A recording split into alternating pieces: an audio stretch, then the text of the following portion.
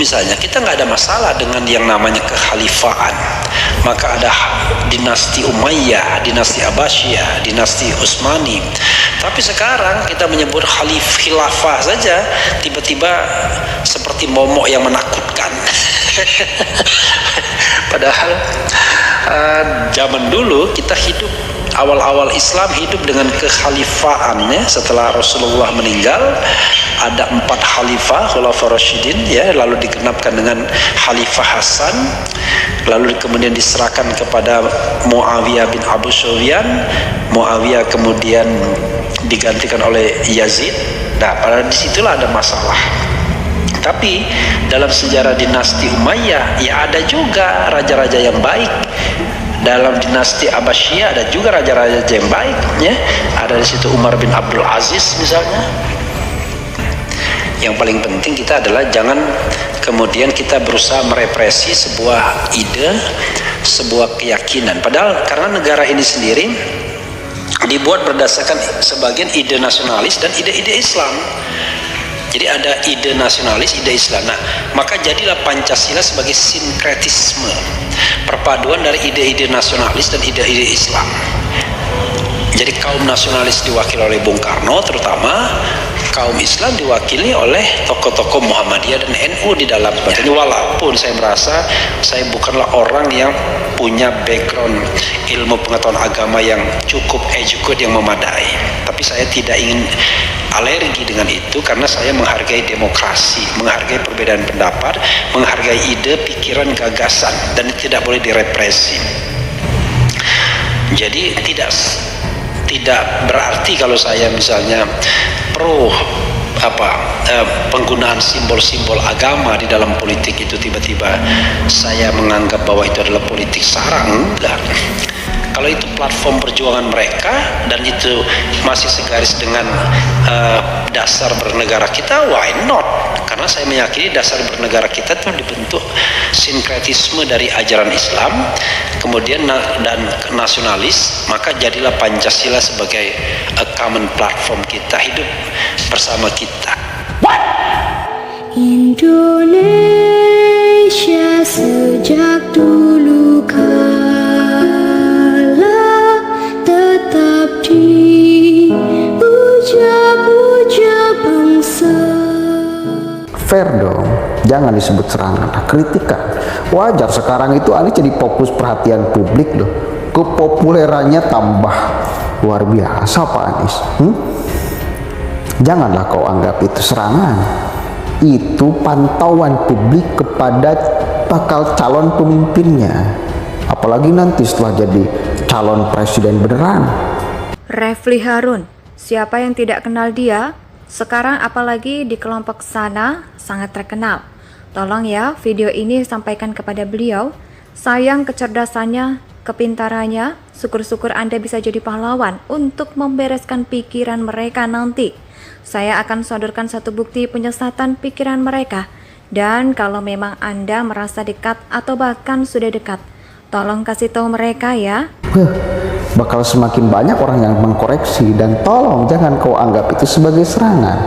Anggaplah itu sebagai sebuah kritikan.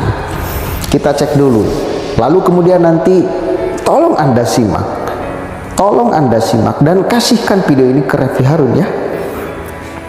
Refly Harun, siapa yang tidak kenal dia sekarang, apalagi di kelompok sana, sangat terkenal. Tolong ya video ini sampaikan kepada beliau. Sayang kecerdasannya, sayang kepintarannya. Syukur-syukur Anda bisa jadi pahlawan untuk membereskan pikiran mereka.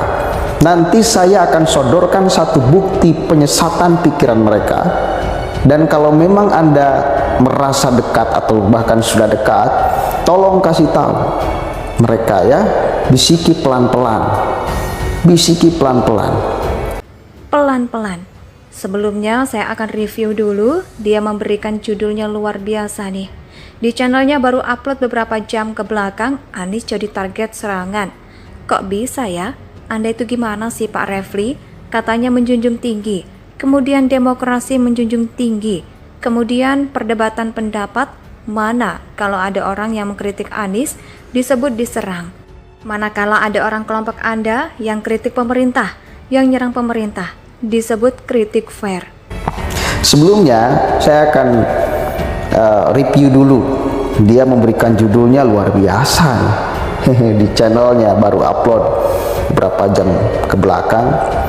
Anies jadi target serangan.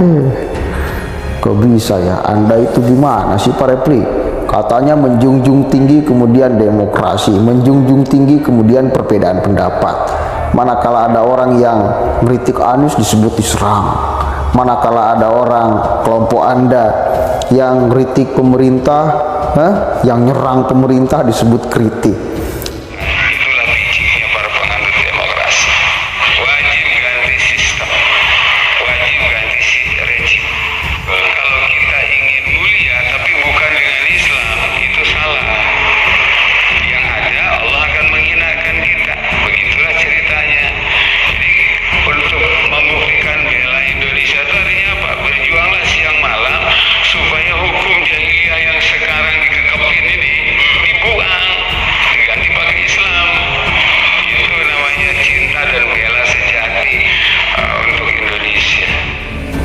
Jelas Pak Repli. Beberapa bulan kemudian dia masih ngomong, diundang di mimbar tuh. Relakah Anda? Coba Pak Repli, katanya Anda kan, saya akui, kita akui loh, siapa yang tidak mengakui Pak Repli Harun sebagai orang yang pintar dan cerdas.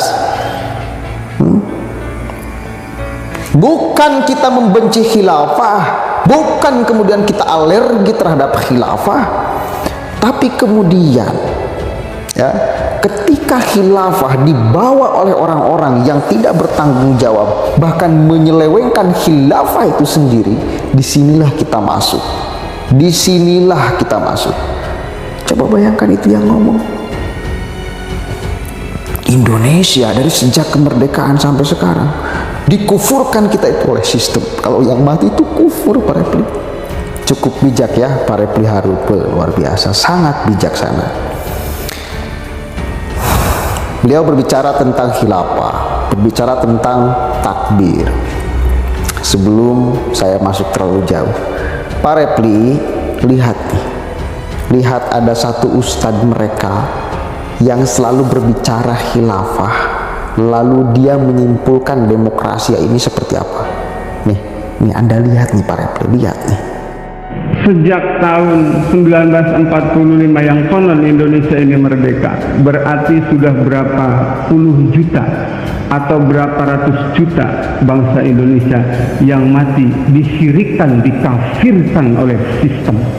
Khilafah itu tumbang di Turki tahun 1924, sekarang sudah tahun 2010. Artinya apa? Umat Islam sudah berdosa selama 86 tahun. Kecuali mereka yang hari ini memperjuangkan syariah dan khilafah. Itu video lama. Tetapi bahkan yang baru-baru pun ada, dia masih ngomong itu Pak Repli. Dia masih ngomong itu Pak Repli. Nih, lihat nih, ini masih baru videonya. Tolong Pak Repli, jangan sampai kita berkesimpulan itu. Kecuali satu kali lagi Anda mau jadi pahlawan, luruskan cara berpikir mereka. Luruskan cara berpikir mereka. Mereka sudah sangat menyimpang memandang sistem demokrasi ini, memandang Pancasila ini, memandang NKRI ini. Coba bayangkan yang ngomongkan, nyahkan ini hukum jahiliyah katanya. Ridokah kita? Nggak ridho saya. Karena ini itu sistem yang sangat luar biasa. Piagam Jakarta, piagam Madinah, kan Anda juga tahu Pak Repli. Ini faktanya. Luruskan kalau Anda mau jadi pahlawan mereka. Kalau nggak bisa, tolong jauhi mereka. Kita harus sepakat sama-sama, bila ada orang yang seperti ini ceramahnya punya keyakinan itu, harus disingkirkan di NKRI, malah bakal menjadi benar. Kecuali kalau Anda pura-pura aja untuk menarik simpati mereka, untuk kebutuhan konten, kayak dukungan atau apapun itu. Nah, berarti kan Anda sudah tidak ideal lagi di sini. Nenek moyang Pak Repli juga sama, termasuk di dalamnya Kiai Haji Hasyim Asy'ari, Kiai Haji Ahmad Dahlan, termasuk di dalamnya. Kafir katanya, dikufurkan oleh sistem. Orangnya masih ada, dekat sekali dengan Khazinuddin. kan Anda dekat dengan Wazinuddin, tanya coba, kalau Anda syukur-syukur bisa jadi pahlawan, luruskan cara berpikir mereka. Makanya yang paling berdosa kenapa orang kemudian izin ketika sekelompok orang berbicara tentang khilafah, ini nih oknum-oknum kayak gini. Dia ngomong tentang khilafah sembari mengkafir-kafirkan, mensyirik-syirikan, mentogut-togutkan sistem ini, Pak Refli. Kan Anda juga ngomong, ini Indonesia ini Pancasila ini udah sepakat kita, nggak boleh diganggu-gugat. Lalu ada orang yang ngomong seperti ini, ridho kan Pak Refli? Saya pribadi nggak ridho. Karena ajaran khilafah jelas dia selewengkan untuk kepentingan kelompoknya. Tolonglah, jangan kemudian kita menjadi berkesimpulan siapapun aja orang, mau profesor, mau doktor, mau ulama, mau kiai, ketika dekat dengan mereka menjadi tolol. Indonesia tanah air beta, pusaka abadi nan jaya.